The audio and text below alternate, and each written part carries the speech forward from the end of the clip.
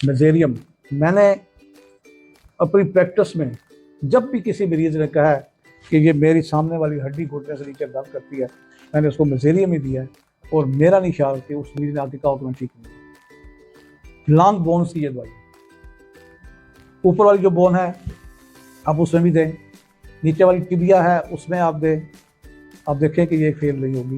बाजू वाले है इसमें दें, फेल नहीं होगी। लॉन्ग बोन्स के लिए, बल्कि हर किस्म की बोन्स के लिए ये दवाई बड़ा अच्छा काम करती है। अब कैसे करती है, क्यों करती है, लेकिन ये काम करती है। अब आप ये देखें कि हमारे यहाँ बोन्स का मसला बहुत है, हम मेडिसिन देते रहते हैं लेकिन वो ठीक नहीं होती, लेकिन अगर टू दी पॉइंट मेडिसिन मिले तो बल्ब भी ठीक हो जाता है। बोन्स में आप देखें कि रिकटी हैं, ऑस्टियोपोरोसिस चल रहा है आजकल बहुत ज़्यादा। आपके बोन डेंस टेस्ट होता है, उसमें ऑस्टियोपीनिया बहुत ज़्यादा आ रहा है, ऑस्टियोब्लेशिया आ रहा है, ऑस्टियोजेनेसिया आ रहा है, ऑस्टियोआर्थराइटिस आ रहा है। तो ये हमारी कॉमन दवाइयाँ हैं, बच्चों में भी बड़ों में भी। तो उसमें भी मेजेरियम काम करती है। जहाँ लॉन्ग बोन का मसला आएगा आपकी मेजेरियम वहाँ काम करेगी। लॉन्ग बोन्स कौन सी हैं? आपकी एक्सट्रीमिटीज की लॉन्ग है, आपकी रिब्स की लॉन्ग है। क्योंकि आपको पता होना चाहिए ऑस्टियोपोरोसिस क्या है। आप एक्सरे देखिए, आपको अंदाजा होता है ऑस्टियोपोरोसिस क्या है, ऑस्टियोआर्थराइटिस क्या है, ऑस्टियोब्लेशिया क्या है, ऑस्टियोजेनेसिस क्या है, ऑस्टियोपीनिया क्या है। कि मैं आपके हेल्प के लिए दिखाता हूँ आपको, ताकि आपके जहन में एक चीज़ फिट हो जाए कि हाँ ये बीमारी को ये कहते हैं।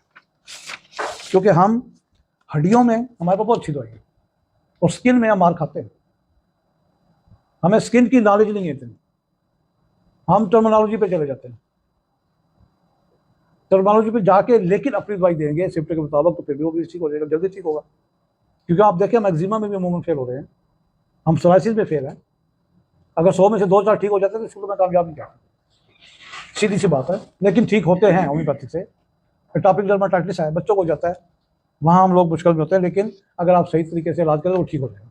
और आज मेरी यही कोशिश है कि मैंने जो इस तरह से मेजेरियम का इस्तेमाल किया, इसके साथ कोई अदर मेडिसिन जो रिलेटेड टू स्किन थी, रिलेटेड टू बोन्स थी, मैंने किया, मुझे रिजल्ट मिले तो मैं आपको भी बताऊं। अब देखिए ये लॉन्ग बोन्स हैं, ये केस है ऑस्टियोमलेशिया। ऊपर वाली भी लॉन्ग बोन्स टेढ़ी है, नीचे वाली भी टेढ़ी है, जिसको रिकट्स बेबी भी कहा जाता है, रिकट्स बोन भी कहा जाता है, इसको ऑस्टियोमलेशिया भी कहा जाता है। ऑस्टियोमलेशिया उस वक्त इसको कहेंगे जब ये लास्ट स्टेज पे आ जाती है, इससे पहले ये रिकट कराती है। और हम रिकट बच्चे बहुत देखते हैं जो देर से चलना सीखेंगे, देर से बैठना सीखेंगे और चलते चलते गिर जाएंगे, बगैर ठोकर के गिर जाएंगे। तो इसके लिए कलकीरिया का हमारे पास बहुत अच्छी दवाई है कि अगर वो बगैर ठोकर के गिर रहा है और रिकट्स है। अब रिकट्स में ये देखा कि उसकी होती है ऑस्टियोमलेशिया में, रिकट्स में थोड़ा सा फर्क भी है कि रिकट्स के ये जो जॉइंट होंगे, चाहे जॉइंट इसके रिस्ट के हों, हिप्स के हों, आपके नीज के, वो जॉइंट स्वेलिंग होगी। और ऑस्टियोमलेशिया में जॉइंट्स इतनी स्वेल नहीं होंगे, लेकिन नीचे से हड्डियाँ टेढ़ी होंगी। और इसी टेढ़ी हो जाती है कि ऐसे बच्चों को ऑस्टियोमलेशिया, ऑस्टियो इम्परफेक्ट जेनेसिस भी कहते हैं, कि इनको आप उठाएंगे भी गलत तरीके से हड्डी फ्रैक्चर हो सकती है। इतनी नरम हो होती है कि ज़रा सा इम्बैलेंस हुआ बच्चा उठाने में तो उसकी हड्डी टूट सकती है।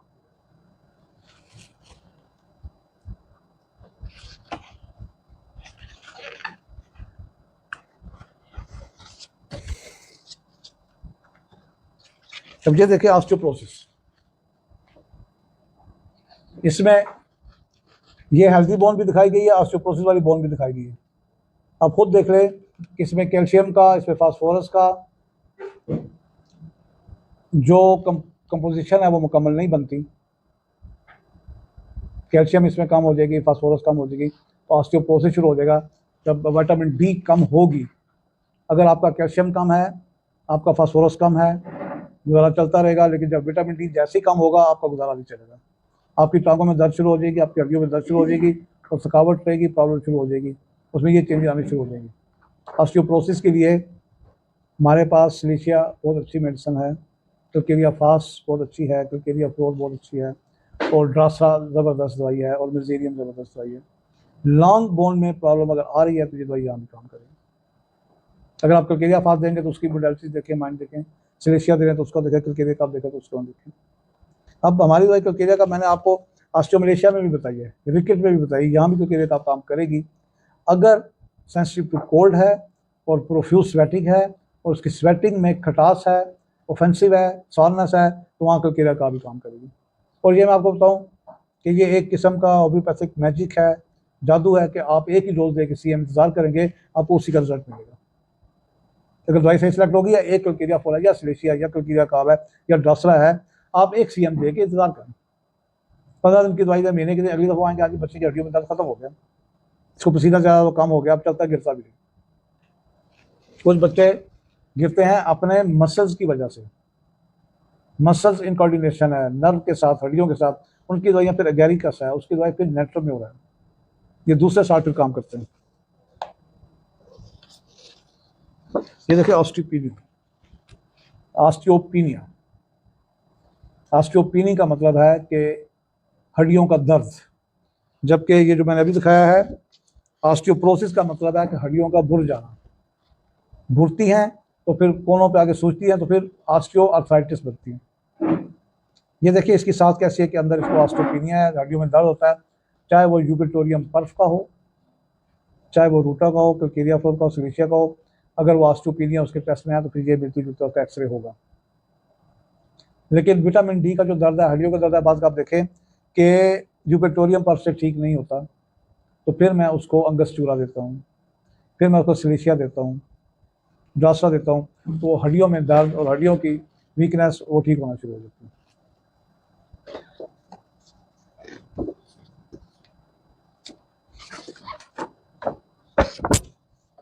ये देखिए इम्परफेक्टा ऑस्टियोजेनेसिस कि पूरी शुरू से लेकर नीचे तक इसमें डिफॉर्म हो रही है, गैप ज़्यादा आ रहा है, यानी कि कैल्शियम, फास्फोरस और अदर कंपोजिशन इसमें कम हो रही है, गैप ज़्यादा आ रहा है, तो ऐसे बच्चों की हड्डियाँ बहुत जल्दी क्रैक होकर टूटती हैं। ऐसे बच्चे की अगर फ्रैक्चर होगा, कभी मोटरसाइकिल से गिर गया, साइकिल से गिर गया, हो गया, तो ये जल्दी ठीक नहीं होगा जब तक आप इसको सिम्टम के मुताबिक ट्रीटमेंट नहीं करेंगे। सिर्फ सिम्फाइटम से ये ठीक नहीं होगा, सिर्फ रूटा से ठीक नहीं होगा, विकास इसको सिलेशिया देनी पड़ेगी, क्योंकि ये देनी पड़ेगी, ड्रासरा देनी पड़ेगी। और इसकी जो काज है वो टीबी पे भी आती है। ड्रासरा एक टीबी की दवाई है, और अगर टीबी की दवाई आ रही है, आपने साथ ट्यूबर भी देनी है, क्योंकि आयोडाइड भी देनी है। तो आपने सुना होगा ना कि जिसकी बच्चे की हड्डी टूटे तो होम्योपैथिक दवाइयाँ बड़ी जल्दी उसको जोड़ देती हैं। वो सिर्फ कलकेरिया फार रूटा से नहीं जुड़ती, सिफाइटा से नहीं जुड़ती, आपको दूसरे भी रुख के देख के दवाई देनी पड़ती है, तो फिर वो वाकई 2 महीने में जुड़ जाती है। जैसे मैं आपको कह रहा हूँ, आप एक सीएम की देख के पता नहीं रिजल्ट देखें, महीना देखें, तो इसी तरह जब करेक्ट दवाई आप इसकी सेलेक्ट कर लेंगे तो 1 महीने में भी हड्डी इतनी जुड़ जाएगी कि देखने वाला कहेगा बस इसका प्रोसेस खुल जाएगा। लेकिन अगर हम वैसे ही रूटा देते रहेंगे, सिफाइटम देते रहेंगे, जरूरी नहीं कि आपकी हड्डी जुड़ेगी। काजी ऑस्टियोपोरोसिस है, काजी ऑस्टियोमलेशिया है, काजी रिकेटी चल रही है। अब ये देखिए ऑस्टियोपोरोसिस इन वर्टिब्रा। अब यहां पर जब दर्द होगा, आपकी डिस्क बल्ज हो सकती है, आपका डिस्क हर्निया हो सकता है, जिसको हर्नियाटिक डिस्क कहते हैं, डिहाइड्रेशन ऑफ वर्टिब्रा हो सकता है, स्टेनोसिस हो सकता है, कंप्रेशन हो सकता है, और ये सारी बीमारियां हो सकती है, और शियाटिक पेन हो सकता है। हम शियाटिक की दवाई देते रहेंगे, उसको जनाब रस्टास दे रहे हैं, उसको नेफाइलम दे रहे हैं, उसको रस्टास कालूसिन दे रहे हैं, अमोनियम और दे रहे हैं। जो मेरा एक नुस्खा चलता है, मैं आपको बताता हूँ अभी, वो दे रहे हैं, काम तो वो करेगा, लेकिन जिस केस में फंसे कि होता है ऑस्टियोपोरोसिस हो रहा हो सकता है ऑस्टियोपीनिया हो रहा हो, इसके बचपन में इसको रिकट हो, ऑस्टियो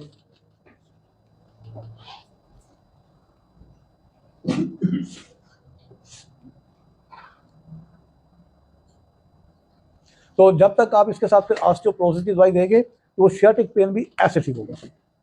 आप बिल्कुल रिपोर्टरी खोल लिया आपने, आप सिम्टम देख रहे हैं शियाटिक पेन के कि दर्द ऊपर से नीचे जाती है, टांग सुन होती है, दबाने से फर्क पड़ता है और बैठा नहीं जाता या लेटा नहीं जाता, आप दवाई दे रहे हैं लेकिन फर्क नहीं पड़ा, बड़े परेशान है कि मैंने बिल्कुल ठीक दिया है। तो फिर अगर ऑस्टियोपोरोसिस है तो फिर आपकी सिलेशिया, कलकेरिया कार्ब, ड्रासरा, कलकेरिया फास ये चलेगी, ये जवाब आपको देनी पड़ेगी।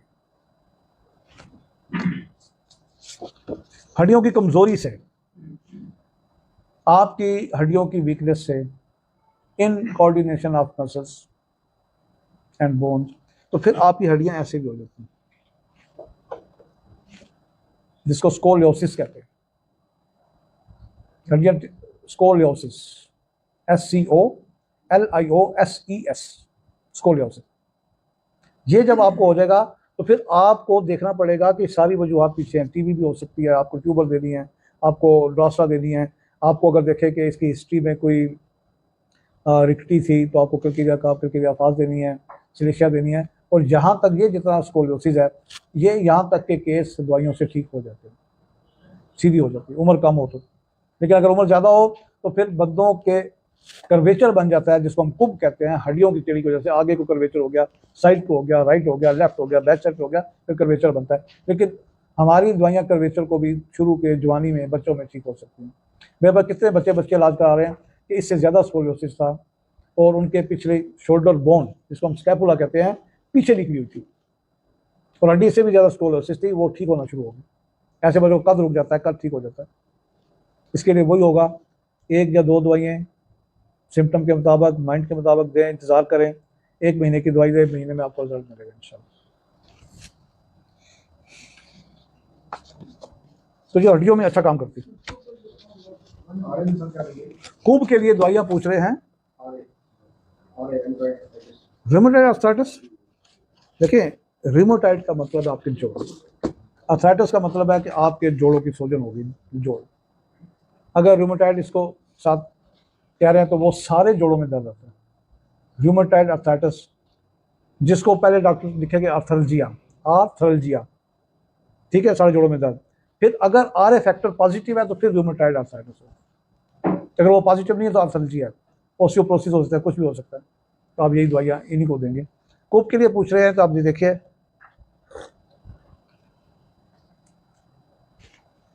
एंक्युलाइजिंग स्पोंडिलाइसिस, सिंपल स्पोंडिलोसिस, ऑस्टियोफाइटिक। जब ऑस्टियोफाइट्स हो जाएंगे कि स्पोंडिलोसिस पे जाएगा,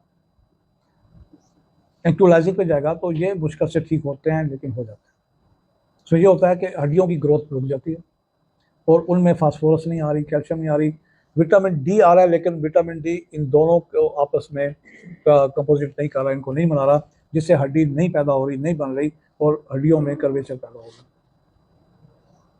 इसमें बेहतरीन दवाई, सबसे पहली दवाई मैं आपको बता रहा हूँ कि सिलेशिया है, लेकिन सिम्टम लेंगे, आरामेट है, ड्रासरा है। अगर आप आरामेट, सिलेशिया, ड्रासरा देते हैं तो कुब वाले पेशेंट ठीक होना शुरू हो जाते हैं। हमारी आप पढ़ेंगे कर्वेचर ऑफ स्पाइन में या स्पाइनल बाइफोडा में, तो सिलेशिया लिखी हुई है, फास्फोरस लिखी हुई है। आप पिजन टेस्ट देखें कि जिन बच्चों की टेस्ट आगे को निकल आती है, जैसे कबूतर की निकली, उसको पिजन टेस्ट कहते हैं, वो भी सीधा हड्डी वीक हो जाती है, आगे को कुब निकल जाता है, जिसको हम पिजन टेस्ट कहते हैं, उसकी फास्फोरस दवाई लिखी हुई है। तो फास्फोरस, कैलकेरिया का बेसिक रेमेडीज हमें देनी पड़ेगी और साथ माइंड को देख के जो इनकी बत्ती फिर यही देंगे। नहीं तो अगर कोई और बन रही है, टीबी हिस्ट्री है, तो फिर ड्रासरा, आरामेटेड, ट्यूबरकुलोसिस, कैलकेरिया फास, मतलब ये दवाई के देंगे तो केस ठीक होने शुरू हो जाएंगे इंशाल्लाह।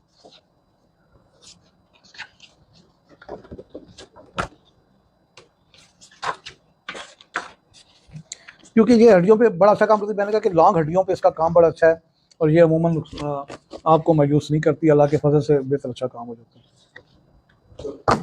विटामिन डी की कमी भी हो और बचाव के उसकी आसानी से टूट जाती है, जब गिरेगा कोई छोटी मोटी चोट भी लगेगी तो उससे भी टूटेगी। विटामिन डी के कम होने का मतलब नहीं है कि हड्डी टूटेगी, नहीं, ये दोनों सिम्टम। विटामिन डी तो 90% लोगों में कम है। तो हमारे रोजमर्रा के टेस्ट होते हैं, तो मैं हैरान हूँ कि मैक्सिमम कह रहा हूँ बिलो 20 होता है, जबकि मैक्सिमम इसकी लिमिट है कम से कम 30। 20 से नीचे है 16 पे है, 13 पे है, 10 से नीचे है 6 पॉइंट पे, 8 पॉइंट पे है, तो आप उनको फिर मेडिसिन देंगे। अब डॉक्टर क्या करते हैं, विटामिन डी लिख देते हैं। आप लिख सकते हैं विटामिन डी कैप्सूल वक्ती तौर पे, क्योंकि उसमें विटामिन डी होता है। अगर बहुत दर्द हो रहा है, नहीं ठीक हो रहा, आप उसको कहिए कैप्सूल साथ खा लें। कम्बिनेशन नहीं है, विटामिन डी होगा या उसमें ज़्यादा विटामिन सी होगा या कैल्शियम प्लस डी लिखा होता है, तो ये उसको इमीडिएट हेल्प के लिए आप दे सकते हैं। तो वो 2 लाख ताकत का जो होता है वो हफ्ते में 1 दिया जाता है, तो वो आप 4 हफ्ते खिलाएंगे, उसको फ़र्क होगा। लेकिन उससे पहले फ़र्क आपको अपनी दवाई से पड़ सकता है। तो आप हिस्ट्री में चले जाएँ, हम सबको हिस्ट्री में टीबी निकलेगी मैक्सिमम पेशेंट, तो आप ट्यूबर और ड्रासरा दें। सिफिलिस निकल रही है तो फिर आरामेट और सिफ्लाइनम दें हमें। और अगर वैसे कोई कमी आ रही है, जैसे ऑस्टियोपोरोसिस है, ऑस्टियोपिनिया आ रहा है, फिर सिलेशिया है, कैलकेरिया फ्लोर है, कैलकेरिया फास है, मिजीरियम है। मैं चाहूं तो आपको 4-6 की जगह 10 दवाइयां बता सकता हूँ, मेरे टिप्स पे हैं, लेकिन आपको मैं पजल ज्यादा नहीं करना चाह रहा। जिन 4 दवाइयों से रिजल्ट मिलता है उन्हीं पे मेहनत करें, आपको रिजल्ट मिलेगा। हाँ, जब रिजल्ट नहीं मिलता हम भी रिपोर्ट खोल के देंगे, इसीलिए बनी हुई है।